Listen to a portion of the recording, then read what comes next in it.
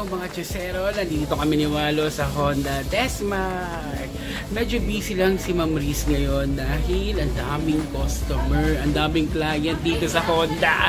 Ang daming kumukuha, diba? Nakakatuwa naman pero excited ako sa pag-uusapan natin. Yes, diba? Pasensya na po at natahimik kami for about 2 weeks. Natahimik nga ba? Oo, medyo natahimik kasi po sobrang busy lang po talaga sa mga work na ginagawa namin. Ano po mga pinagkapisiyan? O kasi, okay, kasi meron po akong ini-implement na isang produkto na hindi ko man pwede sabihin dito. Hindi ba yan? Joke. Yun po, di ba kasi sobrang busy talaga dahil nag-overlap talaga yung activities ko, yung event ko. Every week meron. So talagang sobrang busy talaga. Yes. And about you? Doon naman sa call center lang, may katrabaho ko na minamanage ko rin back-to-back yung client visits. So medyo toxic na content. Pero so far nakahanap ng maluwag na yung weekend na to. Tama. Kaya eto nga kumbaga parang nagnakaw lang kami ng oras para ma-i-present naman sa inyo mga chusero, yung mga nag-aabang sa ating mga followers natin na bigyan natin sila ng medyo bagong, hindi naman bagong nipla, bagong motorcycle. Tsaka thank you kay Yasi Fresma. Yes. Kasi dahil sa kanya, nagkaroon kami ng idea dito. Tama. Okay. So, maya-maya lang po, pagkatapos nila Ma'am Riz dito sa Honda Desmark, kasi yung mga client nila, pag-usapan natin yung bago nilang motorcycle na Genio. Tama ba yung pronounce natin, Gis? Yung minaman na ni Yasi sa commercial. Oh, well, malalaman natin yan maya-maya. Okay, so, panoorin nyo lang po mga chusero at abangan nyo rin po yung mga iba pa pong mga vlogs na ilalabas namin for this week. Okay? Thank you so much. Merry Christmas. Okay, panoorin natin to in 5, 4, 3, 2, 1.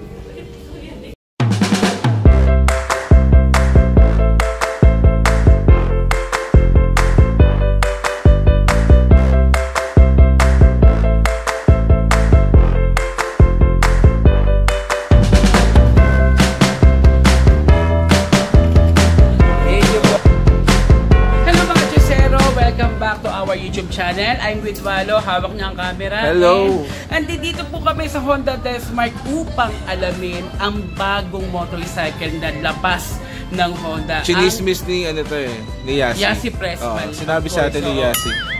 Ang commercial motor si Yasi Pressman at ito ang Genio. Okay. So, mga genius ba gumagamit nito? Katulad natin. So, alamin natin yan. Kausapin natin si Ma'am Big Buhok. Kausapin natin si Ma'am Riz, ang branch manager ng Honda Desmark dito po sa Valenzuela City. Ayan. Hello, Ma'am Riz. Hello, good. Good afternoon po. Welcome back to our YouTube channel. Ma'am, thank you po for accommodating us. Sobrang puno ng Desmark talaga. Madaming client. Madaming customer ngayon eh. Nakakatawa. Merry Christmas po. May nakilala pa kami si James Duque. Bumili daw siya dito dahil napanood sa channel. Nagpa-picture. Thank you, James Duque. Shoutout sa iyo. So, Pupunta na nga. May mga pumupunta ka dito. Napapanood daw yung vlog nyo. Ay, pumupunta dito. Nakakatawa naman, ma'am. Kaya nga po, ito po, isa sa mga followers namin. Hindi lang isa, karamihan sa followers mo namin nagtatanong kung baka pwede i-feature po si Genio. At syempre, dito lang yan sa Honda Desmark, Valenzuela. Diba? So, ma'am, alamin po namin kung ano ang meron sa Genio. Okay, so for kung napapansin nyo naman, 2 colors lang kasi siya. So, yung isa white red, yung isa white blue. So far, isang kulay lang yung meron kami ngayon. Blue. Blue lang. Si Genio. And at the same time, ang kagandahan dito, actually, wala siyang pinagkaiba sa Beat, Honda Beat, kasi 110cc pa lang din. 110cc. 110 pa rin. Pero yung makina niya, same lang sa Honda Beat. Okay. And then at the same time, may mga features din siya na halos parehas lang din, which is may handbrake siya. So, kagaya nung before, kapag medyo nakapark ka sa medyo pababa, handbrake mo lang siya. So, hindi na siya, Okay. hindi naman na siya nagulong. Tapos balik mo lang. Ay, patingin nga mo na. Pagsasabayin mo lang siya. So, pag ginawa mo yan, ano Naka-handbrake na siya. mangyayari? Hindi ka, gagawin. Oo. Halimbawa, di ba, nadunong ka sa mga medyo pababa. Oo. Di ba?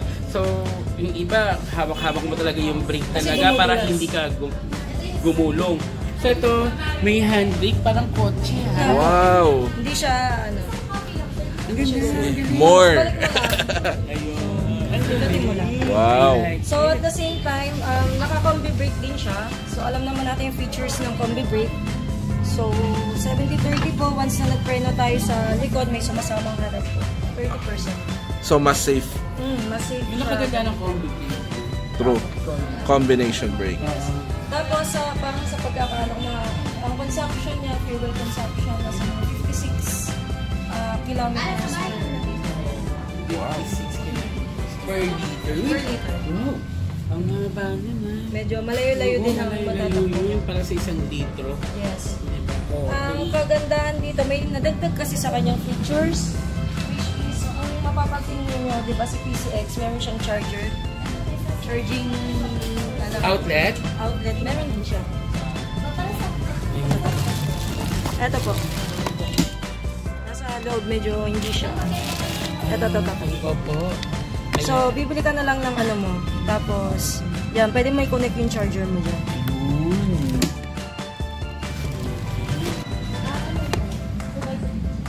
Yun. Pwede ka At ang spacious ng compartment, mama. Okay siya, nakakapaglagay ng isang parang kahulan na patos. Pwede po, pwede. Pero ma'am, ilan po liters ang kanya niyan? Usually, nasa ano lang po yata ito, mga 3.3 liters mga Okay. ganun. Parang ano lang din, Honda Beat. Okay, yung standard lang. Standard lang po, para sa scooters. At the same time, kung namimiss nyo yung motor na Scoopy, medyo may pagka-Scoopy. Para nga siyang Scoopy. Parang Scoopy din. So, may mga nakakamiss sa, sa Scoopy, pwede nyo siyang i-upgrade. Kasi wala na kasi Scoopy na sila. Wala, hindi na po ba talaga magkakaroon ng Ano, scope? face out na kasi siya sa pero kung gusto nila medyo kaparas ng Scoopy, mag-gem nyo na lang sila. Genuine. At medyo maganda yung kaha niya. Apo. Kasi akala po namin, dahil siya si Pressman yung model, akala namin pang babae. Actually, mas advisable siya sa babae kasi magaan kasi siya. Kapag tinry mo siyang i-drive, magaan talaga. So, hindi siya ganun kabigat. At kakaiba Pero yung syempre, pwede rin sa mga basket. kakaiba yung ilaw niya. Kaya lang hindi pa din siya, bulb pa rin siya, hindi pa siya. Okay. Parang, Okay. Ganda. So magkakano po ang... Magkano to, ma'am? so far, sa ngayon, dahil syempre kakalabas pa lang, ang SRP talaga niya is 72,900. So, stick po muna tayo sa price. Kasi bago pa lang talaga. So standard to, ma'am, sa lahat ng Honda. Yes. Or kung may Hindi ko magpapatong, lang alam ma'am. sa iba, sir. Kasi Kung napatungan na. all in na to, kasama na registro yun. Hindi ko lang alam sa iba kung iba pa yung registro nila sa 72,900. Pero dito po sa Honda Desk, All in na po. all in kasama na ang registro sa 72,900. Ano pang freebie niya, ma'am?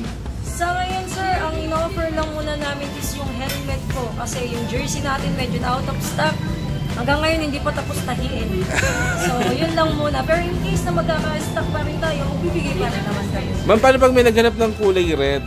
Ayun, sa ngayon kasi medyo limited talaga yung stock niya kasi nga gawa ng bago. So, in case na willing maghintay, pwede naman namin Reserve. i-reserve. Ipalista lang muna. Okay, pwede Kung pa. gusto ng red. Kung makapaghintay. Pero sa ngayon kasi, even sa warehouse namin, blue lang talaga yung Puro blue Pero pa. maganda yung ano po, yung kulay niya. Napakaganda. Tsaka, kahit sabihin na natin parang, ano siya, girl, pwede sa lalaki. Hindi kasi, as compared sa Scoopy kasi medyo maliit ng konti yung kaha niya. Ito, medyo malaki na talaga siya. Parang pa NMAX na eh. Oh. Hindi. Super ganda.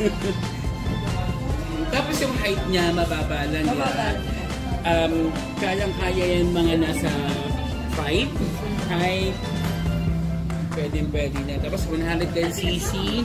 Tapos covered na po ng Honda Desmark yung registro. For 1 year lang po ba?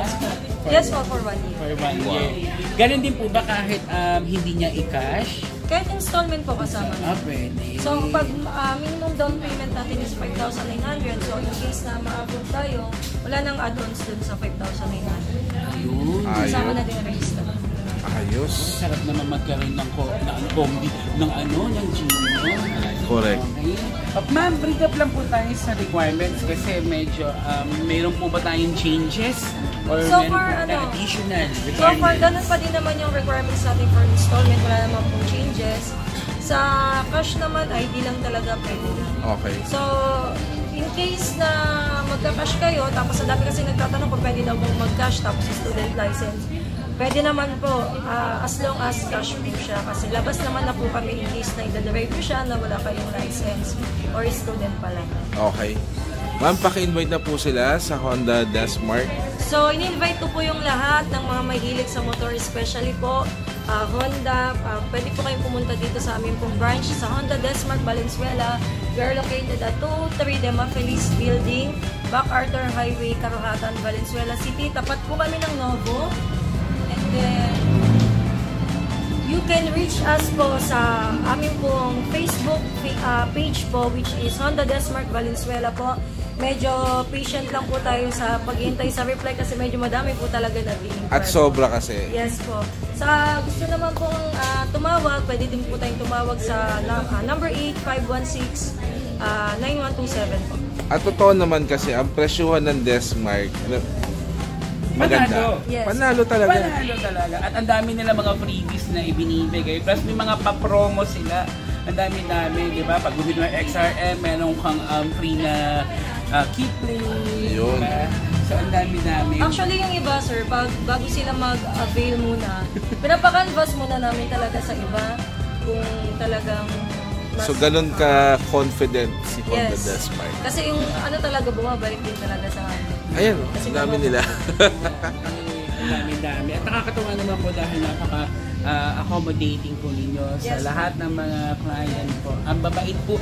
Ang babait nila lahat dito. Katulad ni James Nuki, yung nakita tayo Duque. dito. Ano pala? James Duque, no? Oo, nagpa-picture sa atin. Dahil dito po siya kumuha. Apo.